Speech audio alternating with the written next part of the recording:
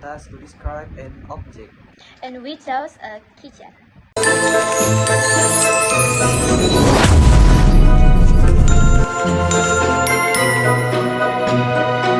I have a cute bunny kitchen that is very special to me. Even though it's cheap, I love it because I always hang it on my back. Nabila's bunny kitchen is gray, soft, and very cute.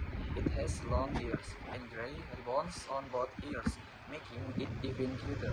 This bunny has small black eyes, a tiny pink nose, and a sweet smile.